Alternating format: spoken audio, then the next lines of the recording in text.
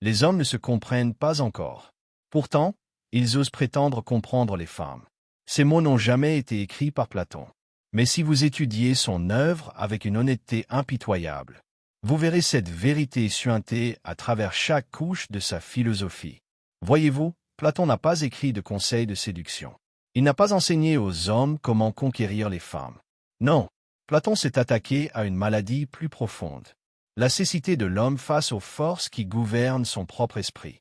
Parce que bien avant que les hommes n'apprennent à courir après la beauté, bien avant qu'ils ne se soumettent aux doux murmures du féminin, Platon avait déjà diagnostiqué le vrai problème.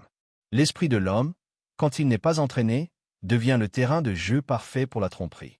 Vous vous souvenez peut-être de l'allégorie de la caverne, tirée de la République? La célèbre histoire de prisonniers enchaînés dans l'obscurité, fixant des ombres projetées sur le mur. Ils croient que les ombres sont réelles. Ils adorent les illusions. Ils construisent toute leur existence sur des mensonges projetés par d'autres.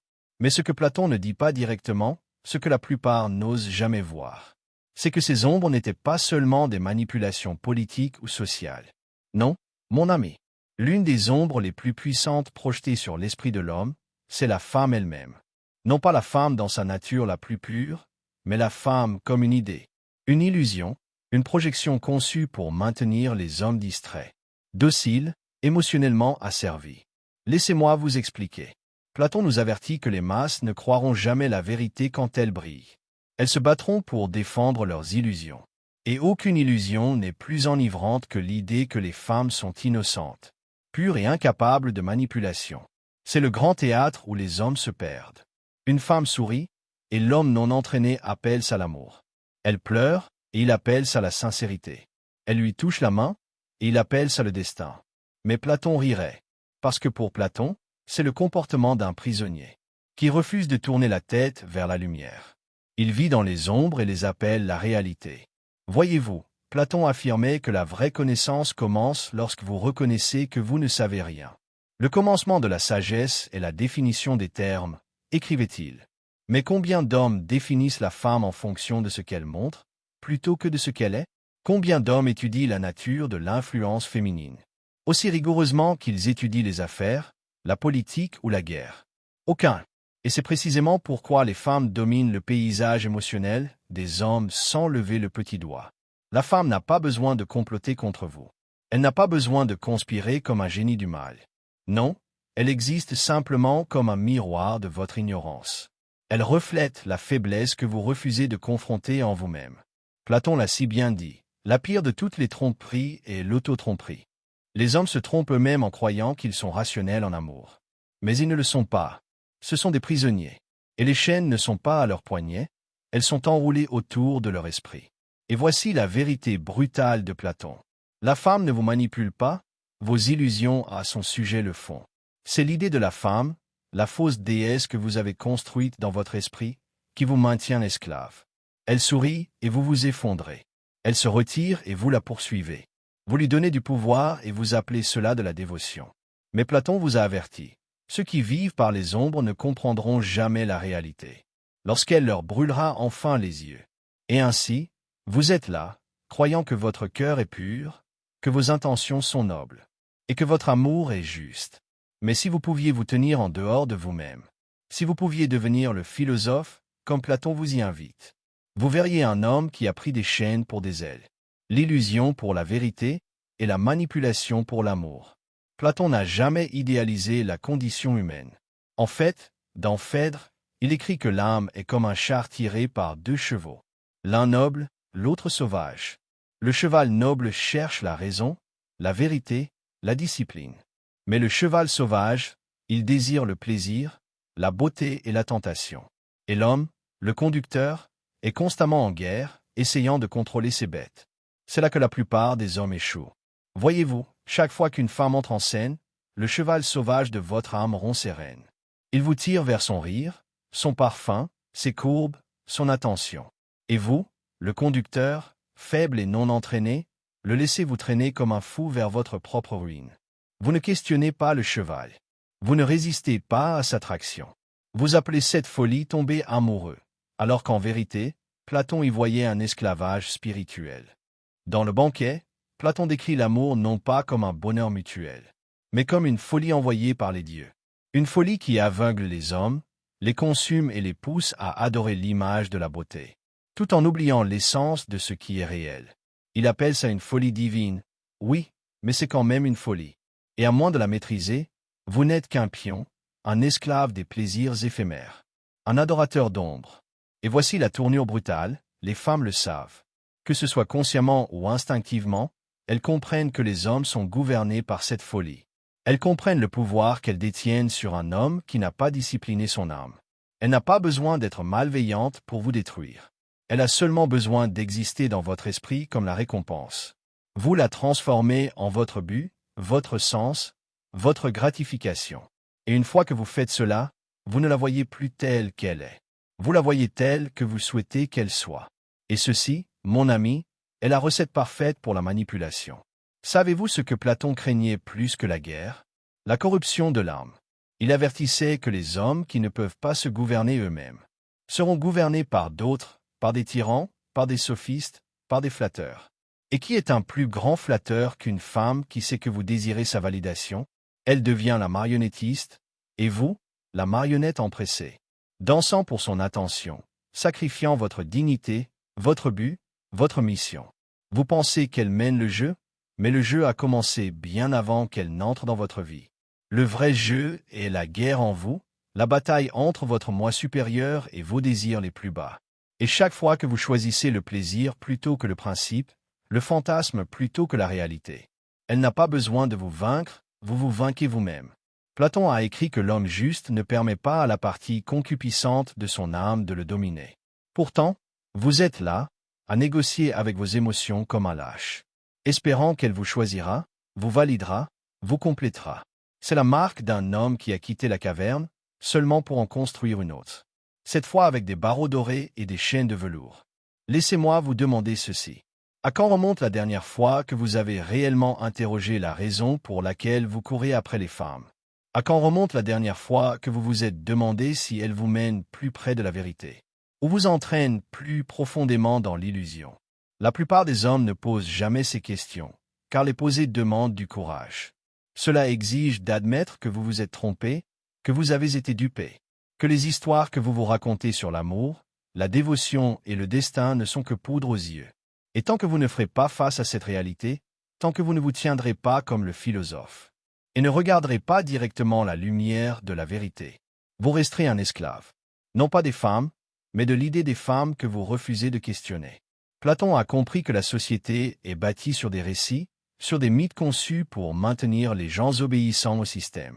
Et nulle part cela n'est plus évident que dans le récit que les hommes se sont vus servir à propos des femmes. On vous a dit qu'elles étaient votre meilleure moitié. On vous a dit qu'elles vous complétaient. On vous a dit qu'elles détenaient les clés de votre bonheur. Mais Platon savait mieux. Dans La République, il est clair, les masses doivent être gouvernées par ceux qui ont vu la vérité. Pourtant, la tragédie est que la plupart des hommes ne deviennent jamais les maîtres de leur propre esprit. Laissez-moi vous révéler la vraie structure du jeu. Platon voyait l'âme humaine divisée en trois parties, la raison, le cœur et l'appétit. La raison cherche la sagesse et la vérité. Le cœur cherche l'honneur et la reconnaissance. L'appétit cherche le plaisir et le confort. La plupart des hommes, lorsqu'il s'agit de femmes, vivent entièrement dans l'appétit. Elles sourient, vous ressentez du plaisir. Elles vous donnent de l'attention, vous vous sentez validé. Elles touchent votre corps, vous vous sentez vivant. Mais c'est la partie la plus basse de votre être, la partie que Platon a averti devoir être gouvernée par la raison. Sinon elle vous entraînera à la ruine. Et c'est pourquoi les femmes ont une influence si terrifiante sur les hommes faibles. Elle n'a pas besoin de défier votre esprit. Elle n'a pas besoin de respecter votre mission. Tout ce qu'elle a à faire, c'est de nourrir votre appétit, et vous vendrez votre âme pour un autre avant-goût. Comme un homme perdu dans le désert, vous rampez à genoux, suppliant pour des gouttes de validation, tandis qu'elle se tient au-dessus de vous, tenant l'eau que vous aviez le pouvoir de créer pour vous-même. Vous pensez que j'exagère? Regardez autour de vous. Des hommes trahissent leur famille pour le toucher d'une inconnue. Des hommes détruisent leurs empires pour l'approbation d'une femme qui ne les respecte pas. Des hommes se suicident parce qu'elle est partie. Quelle plus grande preuve avez-vous que vous êtes gouverné par la partie la plus basse de vous-même? Et voici le plus grand avertissement de Platon, caché à la vue de tous. Nul n'est libre s'il n'est maître de lui-même. Si vous n'avez pas maîtrisé vos appétits, vos désirs, votre besoin de validation, vous n'êtes pas libre.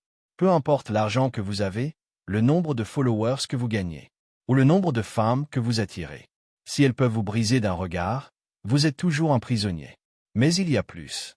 Dans Les Lois, Platon a soutenu que la chute d'une cité commence lorsque les hommes laissent le plaisir régner sur la discipline.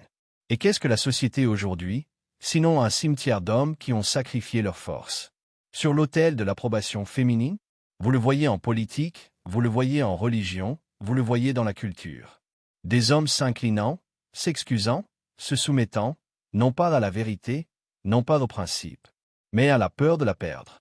Platon n'a jamais enseigné aux hommes de haïr les femmes. Il a enseigné aux hommes de voir clair. La femme n'est pas votre ennemie. Elle est un reflet de votre âme non gouvernée. Elle joue le jeu parce que vous l'avez invitée à la table. Aveugle, désespéré, non préparé. Mais vous pouvez renverser la donne. Vous pouvez sortir de la caverne. Vous pouvez reconquérir le trône de votre esprit. Mais seulement si vous osez affronter ce que la plupart des hommes craignent le plus. La vérité sur eux-mêmes. Laissez-moi vous dire quelque chose que Platon a laissé entendre, mais que le monde moderne refuse d'accepter. Les femmes testent les hommes pour une seule raison, révéler la faiblesse qui vit déjà en lui. Elle n'est pas la cause de votre effondrement. Elle est le miroir qui vous montre qui vous êtes vraiment. Lorsque votre ego est mis à nu. Platon, dans Gorgia, le dit d'une manière dévastatrice. Il est préférable de subir l'injustice que de la commettre. Pourquoi? Parce que l'homme qui commet l'injustice prouve qu'il n'a aucune maîtrise sur ses désirs. Et voici l'ironie que la plupart des hommes ne comprennent jamais. Lorsque vous courez après une femme, compromettez vos valeurs, trahissez votre mission et suppliez sa validation. Vous commettez une injustice contre votre propre âme. Vous pensez servir l'amour. Vous pensez vous battre pour elle. Mais en réalité, vous vous violez vous-même. Platon a enseigné que la plus grande harmonie qu'un homme puisse atteindre est de se gouverner avec la raison, d'aligner ses actions sur la vérité, non sur la tentation. Et pourtant, regardez comment la société vous programme à trahir cette loi. On vous dit de vous battre pour elle, de ne jamais abandonner l'amour, de prouver que vous êtes un vrai homme en sacrifiant tout pour son approbation. Mais Platon a mis en garde contre cette manipulation précise. Dans La République, il appelle cela le règne des nombreux par les flatteurs persuasifs, et qui flattent mieux vos illusions qu'une femme qui nourrit votre ego, pendant que vous abandonnez votre esprit. Voyez-vous, les femmes ont appris, consciemment ou non, qu'un homme accro à la validation sera toujours facile à contrôler. Elle n'a pas besoin d'utiliser la logique. Elle n'a pas besoin de vous vaincre dans une discussion. Elle a seulement besoin de vous regarder dans les yeux et de vous faire sentir comme un roi. Et vous ferez le reste. Vous vous détruirez pour son attention, pensant que vous courez après l'amour, alors que vous courez après votre propre esclavage émotionnel. Platon n'a pas seulement parlé de l'homme individuel. Il a averti des civilisations qui s'effondrent lorsque les hommes abandonnent la discipline pour le plaisir. Il a vu ce modèle dans la chute d'Athènes. Il a vu des dirigeants compromettre leurs principes pour plaire aux masses. Tout comme les hommes modernes compromettent leur âme pour plaire aux femmes. La maladie est la même. La maladie de l'âme, non entraînée, finit toujours de la même façon, l'effondrement. Mais Platon a aussi donné le remède. Il a enseigné que le but le plus élevé d'un homme est de poursuivre le bien, de sortir de la caverne, d'affronter la lumière, même si elle vous aveugle, même si elle brûle tout ce que vous pensiez être réel. Et voici ce que la plupart des hommes ne feront jamais. Ils n'oseront jamais voir la femme, non pas comme une déesse, non pas comme une malédiction, mais comme un miroir. Un miroir leur montrant leurs appétits indisciplinés, leurs égos fragiles, leurs besoins désespérés d'être vus. Avez-vous le courage d'affronter ce reflet?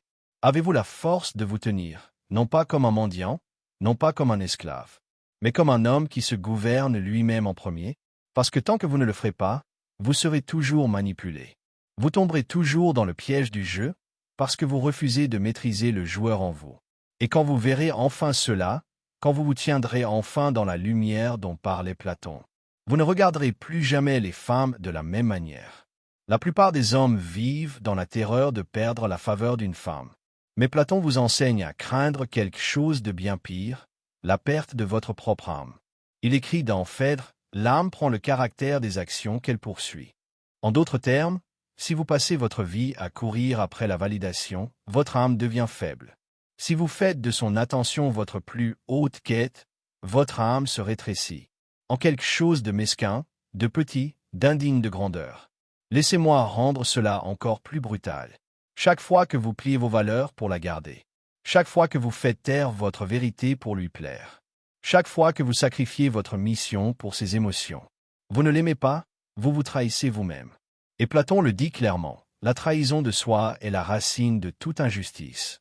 Pourquoi pensez-vous que les tyrans surgissent? Pourquoi pensez-vous que les civilisations s'effondrent? Parce que les hommes refusent de se gouverner eux-mêmes. Parce que les hommes préfèrent servir le plaisir plutôt que la vérité. Parce que les hommes préfèrent courir après les ombres plutôt que d'affronter la lumière. Et les femmes, consciemment ou non, testent les hommes pour exposer cette faiblesse exacte. Elle repousse vos limites pour voir si vous tiendrez bon. Elle retient son affection pour voir si vous m'en direz. Elle défie vos convictions pour voir si vous les trahirez juste pour la garder près de vous. Et chaque fois que vous cédez, elle perd le respect pour vous. Parce qu'au fond, elle sait qu'un homme qui ne peut pas se gouverner lui-même ne peut rien gouverner. Ni sa vie, ni son avenir, ni son héritage. Platon décrivait le souverain parfait comme un roi philosophe. Un homme qui a maîtrisé son âme, un homme qui cherche la vérité avant tout. Un homme inébranlable face au jeu des masses. Si vous pouvez la regarder dans les yeux et voir non pas une déesse, non pas une ennemie, mais un miroir. Si vous pouvez reprendre votre pouvoir, non pas avec haine, non pas avec amertume, mais avec clarté, vous deviendrez ce que Platon appelait l'homme juste, le maître de lui-même. Et l'homme qui se gouverne lui-même ne peut être manipulé, ne peut être détruit, ne peut être joué. Alors, voici mon défi pour vous. Arrêtez de courir après l'ombre. Arrêtez d'adorer l'illusion. Arrêtez de troquer votre âme contre une affection temporaire. Levez-vous. Regardez-vous dans le miroir. Affrontez les parties de vous-même que vous avez eu trop peur de confronter. Et quand vous le ferez, vous ne craindrez plus jamais les jeux que les femmes jouent. Parce que vous aurez dépassé le besoin de jouer tout court. Si ce message a allumé un feu dans votre âme, si cela vous a réveillé d'une manière inattendue, ne laissez pas cela s'arrêter là. Prenez un moment, tout de suite, pour aimer cette vidéo. Partagez-la avec un homme qui a besoin de l'entendre. Et abonnez-vous à cette chaîne. Nous construisons une fraternité d'hommes qui refusent de vivre dans les ombres. Des hommes qui osent gouverner leur esprit, leur vie et leur destinée. Soutenez-nous en suivant le lien dans la description. Rejoignez-nous dans ce voyage vers la vérité, la maîtrise et la liberté. Parce que le monde n'a pas besoin de plus d'hommes poursuivant des illusions.